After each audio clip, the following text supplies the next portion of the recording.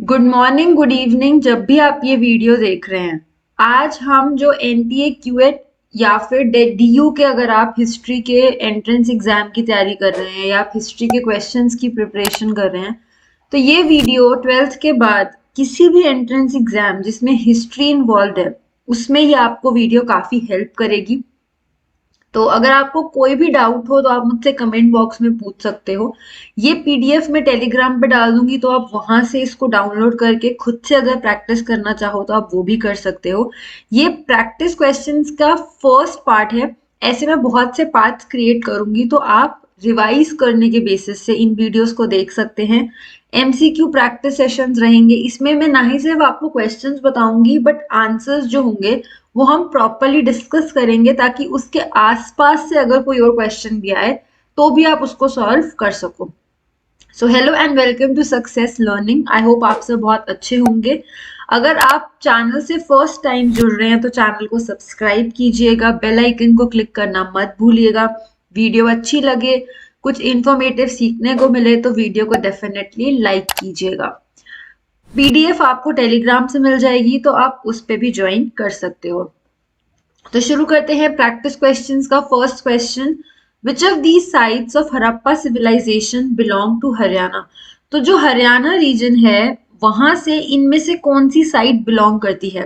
कालीबंगन, लोथल, बनावली या शोरतुगई। तो जो एरिया, अगर हम इन जगहों के नाम के वाइज प्रेजेंट डे हरियाणा की बात करें तो वो है बनावली। ठीक है।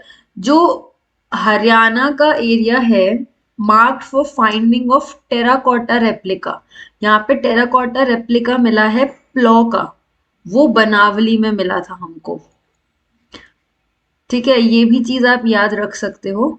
किसका? प्लो का हमें मिला था यहां से, तो आप इस चीज को भी ध्यान रखेंगे। आगे बढ़ते हैं। From where did Harappans get gold? South India, central India, Himalayan region या छोटा नागपुर रीजन। तो ये माना जाता है कि हरप्पन साउथ इंडिया से गोल्ड लेते होंगे, एंड उसमें भी शायद, मैं शायद स्पेसिफाई कर रही हूँ कि शायद जो कोलर गोल्ड फील्ड्स हैं ये कर्नाटका में, वहां से शायद ये लोग गोल्ड लिया करते होंगे। एंड हिमालय के जो रिवर बेल्ट्स हैं माइट भी वो इनको सप्लाई करते हो गोल्ड। बट ये हमें माइट भी है कि, बट यहाँ साउथ इंडिया में शायद इस रीजन से ये लोग गोल्ड सप्लाई करते होंगे। Next question, which of these was the source of copper for Harappans? तो कर्नाटका, राजस्थान, आंध्र प्रदेश या गुजरात। तो इनमें से कौन सा रीजन था जहां से कॉपर उनको मिलती थी? तो हरप्पन अलग अलग जगहों से अलग अलग रॉ मटेरियल्स लेते थे। इवन हमें दिखता है कि वो बोट्स वगैरह सील्स पे मिलती हैं, तो शायद वो ओवरसी ट्रेड भी करते होंगे।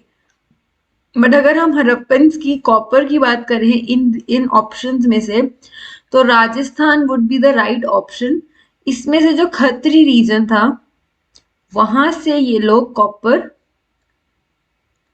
एज अ सोर्स उसको यूज करते होंगे वहां से। नेक्स्ट क्वेश्चन है, which of the following things were found at craft production centres in the Harappan civilization? तो क्राफ्ट प्रोडक्शन सेंटर्स जो हरप्पा सिविलाइजेशन में हमें कुछ कुछ जगहें पता चलती हैं जहाँ पे क्राफ्ट्स अलग अलग चीजें बनाई जाती थी, जैसे बीड्स हो गए और सब चीजें बनाई जाती थी। तो उनमें कौन सी इनमें से चीजें मिलती हैं? Corneal, jasper, crystal, quartz. तो अगर हम इन चारों में से बात करें तो हमें कार्नियल, जैस्पर, क्रिस्टल, क्वार्ट्ज, इसके अलावा स्टेटाइट भी हमें देखने को मिलता है, जो मिलता था। तो ये स्टोन्स हैं जो हमें मिलते हैं। तो आपका आंसर होगा ऑल ऑफ दीज, 1 2 3 4। आगे बढ़ते हैं। When was the rough sketch of the constitution passed by the constituent assembly? 26 December 1948, 26 January 1950, 26 November 1949, 26 December 1946। तो इसमें ना दो डेट्स याद रखने वाली हैं। एक तो अगर हम इनमें से बात करें कि कॉन्स्टिट्यूशन कब अडॉप्ट किया गया था, तो वो किया गया था 26 नवंबर 1949 को। लेकिन अगर इसकी जगह क्वेश्चन ये कहता कि कॉन्स्टिट्यूशन केम इनटू इफेक्ट, वो डेट कौन सी है, तो बताइए कौन सी डेट है वो फटाफट से। वो है 26 जनवरी 1950। ये जब मैंने आपको क्लास 12th का चैप्टर फ्रेमिंग द कॉन्स्टिट्यूशन कराया था, तब भी मैंने आपको पूरी टाइमलाइन बताई थी कि हमें इंडिपेंडेंस कब मिली, हमारा कॉन्स्टिट्यूशन बनना कब से कब तक शुरू हुआ और कब खत्म हुआ और कब इफेक्ट में आया। ये डेट्स ना कंफ्यूज कर देती हैं कभी कभी। तो क्वेश्चन रफ स्केच की बात कर रहा है, इसीलिए आप 26 नवंबर 1949 करोगे। अगर क्वेश्चन ये कहता कि कॉन्स्टिट्यूशन इफेक्ट में कब आया था, तो आपका आंसर होता 26 जनवरी 1950। नेक्स्ट क्वेश्चन है, how many sessions of the constituent assembly were held? 8 sessions, 9 sessions, 10 या 11 सेशंस? तो टोटल सेशंस जो कॉन्स्टिट्यूएंट असेंबली में हेल्ड हुए थे वो थे 11 सेशंस ओवर 2 years एंड लगभग 11 months और कुछ दिन, 18 दिन हमारे कॉन्स्टिट्यूएंट असेंबली में ये लगे। बट इस पूरे स्पैन में सेशंस 11 ही हुए थे। ठीक है, ये बात याद रखने वाली है। Who was the chairman of drafting committee? B R Ambedkar, Sardar Vallabh Bhai Patel, Jawaharlal Nehru, doctor Rajendra Prasad. तो जो चेयरमैन थे ड्राफ्टिंग कमेटी के चेयरमैन थे, तो इसका आंसर है बी आर अम्बेडकर। ठीक है। Which day was declared as direct action day? और डायरेक्ट एक्शन डे को एक और नाम से भी, किस नाम से भी कहा जाता है, ये भी अभी मैं बता दूंगी। पहले इसका आंसर देते हैं। Which day was declared as direct action day? 16 अगस्त 1943, 26 जनवरी 1930, 15 अगस्त 1947, 16 अगस्त 1946। देखो कभी कभी ऐसा भी होता है, क्योंकि हम ह्यूमंस हैं, तो मैं ये नहीं एक्सपेक्ट करती कि आपको बाय हार्ट एक एक डेट याद हो। एमसीक्यूज में कभी कभी हमें कंफ्यूजन भी हो जाती है, which is normal, which is okay, ये होती है। बट कभी कभी ना अगर ऐसा हो रहा है कि आप कंफ्यूज हो रहे हो, तो कॉमन सेंस लगाओ एंड एलिमिनेशन मेथड यूज करो। कि यहाँ पे अगर सपोज जैसे ये वाला क्वेश्चन था डॉक्टर अंबेडकर वाला, तो हमें पता है डॉक्टर राजेंद्र प्रसाद, जवाहरलाल नेहरू और सरदार Vallabh Bhai Patel won't be the answer. But कभी कभी इसमें आप शायद डॉक्टर राजेंद्र प्रसाद और बी आर अम्बेडकर में कंफ्यूज हो सकते थे, बट दो ऑप्शंस तो एलिमिनेट आप क्लियर कट कर सकते थे। ऐसे जैसे अब इस क्वेश्चन में अगर हम एलिमिनेशन मेथड यूज करें, तो 1930 में तो डायरेक्ट एक्शन डे, इतना पता है आपको, डायरेक्ट एक्शन डे कुछ पाकिस्तान से रिलेटेड बात थी, कुछ मोहम्मद अली जिन्ना ने इस चीज को उस टाइम पे डिक्लेयर किया था। डायरेक्ट एक्शन डे एक दिन था जो डिक्लेयर किया गया था। 1930 में उस चीज की बात नहीं हो रही थी। 15 अगस्त 1947 डायरेक्ट एक्शन डे नहीं था, ये भी हमें क्लियर हो गया। तो दो डेट तो हमारी एलिमिनेट हो गई। अब हमें दो ऑप्शन 16 अगस्त 1943 और 16 अगस्त 1946, ये दो डेट्स हमारे सामने बचती हैं। तो हम इस चीज में अब ये ध्यान दे सकते हैं कि यार 43 में ऐसा कोई इवेंट नहीं चल रहा था जब बात चल रही थी। एक डिस्कशन जरूर चल रही थी कि इलेक्शंस होने हैं हर चीज को लेके, but direct action day was not announced. इन दो डेट्स में से फिर आप थोड़ा सा समझ के आप ये कर सकते हो कि 1946 वाज द डे जब डायरेक्ट एक्शन डे अनाउंस किया गया था। और डायरेक्ट एक्शन डे को द ग्रेट कैलकटा किलिंग भी कहा जाता है। ठीक है, मतलब मैं जितनी आपको आसपास की इंफॉर्मेशन भी दे सकती हूँ मैं वो दे रही हूँ, ताकि एमसीक्यू कहीं से भी आए आपको हेल्प हो जाए। ये डिक्लेयर किसने किया था? मोहम्मद अली जिन्ना ने किया था।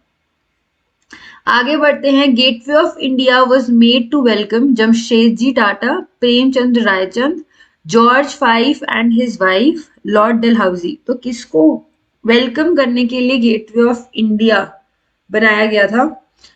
तो gateway of India king George five, और जब उनकी वाइफ, उनके वेलकम के लिए गेटवे ऑफ इंडिया बनाया गया था।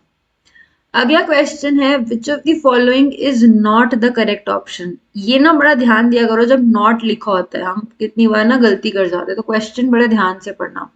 Calcutta was established by British. The port of Surat declined in 16th century. There were three presidency cities. The British introduced many new architectural designs in India. तो अगर Calcutta establish किया गया था British ने, तो जो ये कैलकटा, मद्रास और बॉम्बे हैं, ये ऐसी सिटीज थी जिसको ट्रेड के पर्पज से ब्रिटिश ने यूज करना शुरू किया। तो ये बात एक्चुअली बिल्कुल ठीक है that Calcutta was established by British. There were three presidency cities, तो हाँ जो मैंने आपको बताया कैलकटा, बॉम्बे और मद्रास, ये तीन सिटीज थी जो प्रेसिडेंसी सिटीज मानी जाती थी। ब्रिटिश ने काफी नए आर्किटेक्चरल डिजाइन, जो कॉलोनियल इंडिया में उन्होंने आर्किटेक्चरल डिजाइन जैसे कि हिल स्टेशन और अपने तरीके का जो डिजाइन था वो इंट्रोड्यूस करना शुरू किया था। That is so true. तो अगर हम नॉट करेक्ट की बात कर रहे हैं तो नॉट करेक्ट है the port of Surat declined in 16th century, ये गलत है और इसीलिए ये आपका आंसर है। पोर्ट ऑफ सूरत जो है वो 16th सेंचुरी में नहीं 18th सेंचुरी में डिक्लाइन हुआ था। ठीक है। फॉर द नेक्स्ट क्वेश्चन है for the development of which of the following cities the lottery committee was made to made is collect funds to collect funds. Lottery committee क्या थी, इसका नाम लॉटरी कमिटी क्यों है? लॉटरी कमिटी इसका नाम इसीलिए है क्योंकि जो पब्लिक लॉटरी के पैसे के थ्रू जो रेज करती थी मनी, उनके थ्रू यहाँ पे डेवलपमेंट का काम होगा। तो जो लॉटरीज की मनी रेज हो रही है उनके फंड्स यूज करके डेवलपमेंट किया जा रहा है, इसीलिए इसको लॉटरी कमेटी कहा जा रहा था। बॉम्बे, कैलकाटा, मद्रास, दिल्ली, किस सिटी की डेवलपमेंट के पर्पज से लॉटरी कमेटी को सेटअप किया गया था, फंड्स इकट्ठे किए जाते थे और डेवलपमेंट के लिए? तो उसका आंसर है कैलकाटा। ये कैलकाटा में सेटअप की गई थी इसके डेवलपमेंट के लिए। पब्लिक की लॉटरीज के थ्रू फंड इकट्ठे किए जाते थे और यहाँ पे काम करने के लिए इस कमेटी को सेटअप किया गया था। विच of the following option is correct? First census survey was held in 1881.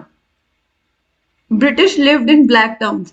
ये तो पहले ही डाउट नहीं है हमें कि ये गलत है, ये तो बिल्कुल ही गलत है क्योंकि British used to live in white towns and बहुत ज्यादा रेशियल डिस्क्रिमिनेशन था एंड जो इंडियंस होते थे they used to live in black towns.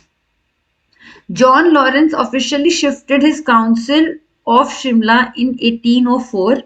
Bombay was the commercial capital of colonial India. तो एक तो एलिमिनेट हो गया बहुत क्लियरली। अब बाकी जो क्वेश्चन 12 में आपको इनमें से देखने हैं ऑप्शंस। तो जो फर्स्ट सर्वे हुआ था वो 1881 में नहीं हुआ था, वो 1872 में हुआ था। ठीक है, तो ये आपका गलत हो गया। नेक्स्ट है कि John Lawrence officially shifted his council of to Shimla in 1804। तो उन्होंने अपनी काउंसिल मूव की थी अपनी कैपिटल, नो डाउट, बट 1804 में नहीं की थी, ये बहुत जल्दी हो गया, उन्होंने 1864 में की थी। तो ये भी गलत है। एक्चुअल में सही आंसर है कि कैपिटल वाज कमर्शियल कैपिटल था बॉम्बे। एंड अगर आपको 1% ये डेट्स और ये इतना स्पेसिफिकली नहीं भी पता तो भी एक तुक्का लगा के, कॉमन सेंस लगा के ये याद रखना कि बॉम्बे कमर्शियल कैपिटल था। बॉम्बे, मद्रास, कैलकाटा, ये ट्रेडिंग होती थी यहाँ से क्योंकि ये पोर्ट एरियाज थे और ये तीन को प्रेसिडेंसी सिटीज माना जाता था। ब्रिटिश के टाइम पे ये बहुत डेवलप हुई थी। Lottery committee was made to develop Calcutta, to develop Bombay, to develop Madras, to develop Delhi. I think ये जो हमने प्रीवियस क्वेश्चन किया है उससे लगभग रिलेटेड है। तो जो लॉटरी कमेटी थी हमने डिस्कस किया इसको लॉटरी कमेटी क्यों कहा जाता था, ये डेवलपमेंट ऑफ कैलकाटा के लिए सेटअप की गई थी। आगे बढ़ते हैं। और लॉटरी कमेटी 1817 में सेटअप की गई थी। ठीक है। Who was forced to lead the revolt? Revolt of 1857 की बात हो रही है इस क्वेश्चन में कि किसको फोर्स किया गया था कि आप रिप्रेजेंट करो, आप लीड करो। बहादुर शाह जफर, पेशवा बाजीराव, सेकंड नवाब शौकत अली या फिर कुंवर सिंह। तो ये मेरठ से दिल्ली आए थे सिपाहीज और इन्होंने दिल्ली में जो फोर्ट को घेर लिया था। जो मुगल के लास्ट रूलर थे वो थे बहादुर शाह जफर और उनको फोर्स किया था कि आप हमारे रिप्रेजेंटेटिव बनो। तो इसका आंसर है Bahadur Shah Zafar. Who led the revolt of Kanpur? जब 1857 में रिवोल्ट हो रहा था तो अलग अलग जगहों पे अलग अलग लीडर्स उभर के आए थे। तो कानपुर में कौन से लीडर उभर के आए थे? बहादुर शाह। बहादुर शाह तो हम ऊपर बात कर चुके हैं, यहाँ कानपुर में नहीं बात होगी इनकी। नाना साहेब, शाहमई, मौलवी अब्दुल्ला शाह। तो जिन्होंने कानपुर में लीड किया था रिवोल्ट उनका नाम था नाना साहेब। ठीक है, आगे बढ़ते हैं। Birjis Qadar was the younger son of, ये उनके नवाब शौकत अली, नवाब सिराजुद्दौला, नवाब मीर अली, नवाब वाजिद अली शाह। तो इनमें से किसके वो यंगर सन थे? बिरजिस कादर। तो इसका आंसर है नवाब वाजिद अली शाह और ये अवध के थे। एंड 11 इयर्स की काफी यंग एज में ही जो इनकी मदर थी उन्होंने इनको एज अ थ्रोन पे डिक्लेयर किया था कि अब ये रिप्रेजेंटेटिव होंगे। आगे बढ़ते हैं। अवध ब्रिटिश ने कब इनैक्ट कर लिया था? 1855, 1854, 1856, 1853। तो जो अवध था वो ब्रिटिश के अंडर आया था 1856 में। आगे बढ़ते हैं। ये कुछ फॉलोइंग इवेंट्स हैं, इनको आपको ऑर्डर में लगाना है। पहला है सोल्जर्स रिवोल्टेड एट मेरठ। बहादुर है, ये 1857 की बात हो रही होगी क्योंकि रिवोल्ट ऑफ 1857 है।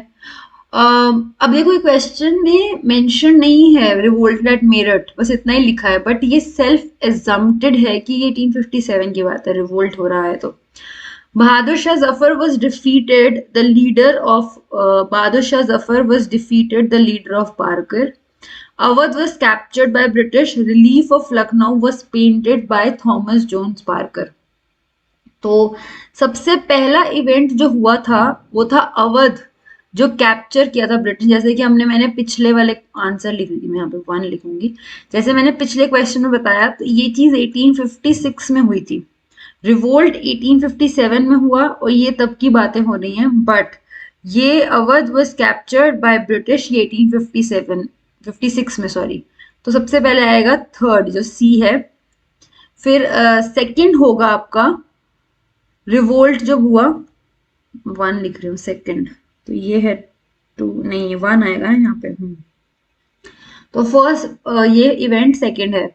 फिर Bahadur Shah Zafar was defeated the leader of barker. ये लास्ट मुगल रूलर थे बहादुर शाह जफर। तो ये इसके बाद, और जो ये रिलीफ ऑफ लखनऊ ये पेंटिंग थॉमस जोन्स बारकर ने बनाई थी, लेकिन ये उन्होंने 1859 में बनाई थी। तो इसके बाद आएगा 2 और इसके बाद आएगा 4। तो ये वाला क्रोनोलॉजिकल ऑर्डर होगा इवेंट्स का अगर आप देखोगे। तो सबसे पहले आपका आएगा अवध कैप्चर हुआ, फिर सोल्जर्स ने रिवोल्ट किया, फिर बहादुर शाह जफर वाज डिफीटेड, और फिर आएगा जो relief of Lucknow painted by Thomas Jones Parker. तो इसका आंसर है सी, 3 1 2 4। आगे बढ़ते हैं। इसमें से कौन सा इवेंट गलत है? Nana Saheb was adopted son of Tantya तोपे.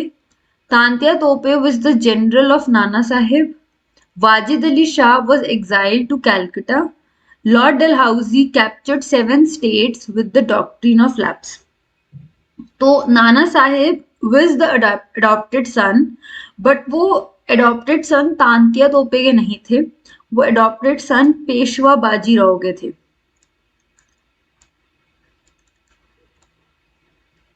ठीक है, तो ये जो आंसर है ना ये गलत है। तांत्या तोपे जनरल थे नाना साहेब के, ठीक है। वाजिद अली शाह कलकत्ता एग्जाइल किया गया, ठीक है। और लॉर्ड डलहौजी ने 7 स्टेट्स को कैप्चर किया था डॉक्ट्रिन ऑफ लैप्स को इस्तेमाल करते हुए, ये भी बात बिल्कुल ठीक है। लेकिन ये वाला जो है ना, Nana Saheb was adopted son of Tantya Tope, ये गलत है स्टेटमेंट। आगे बढ़ते हैं। Which of these was the reason of Nana Sahib's joining the revolt of 1857? तो उन्होंने क्यों ज्वाइन किया था? The British refused him the pension of Peshwa Bajirao II. The British captured Awadh. The British captured Jhansi under the doctrine of lapse, the Nana Saheb refuse to accept subsidiary lands. तो जो नाना साहेब का primary purpose जिसके कारण उन्होंने revolt of 1857 join किया था वो था कि जब पेशवा बाजीराव टू की पेंशन रिफ्यूज कर दी गई थी, तो ये उनका रीजन था जिस कारण से उन्होंने ज्वाइन किया था। तो ये कुछ 20 आज प्रैक्टिस क्वेश्चंस थे। आपके 20 में से कितने ठीक हुए मुझे कमेंट बॉक्स में बताइएगा।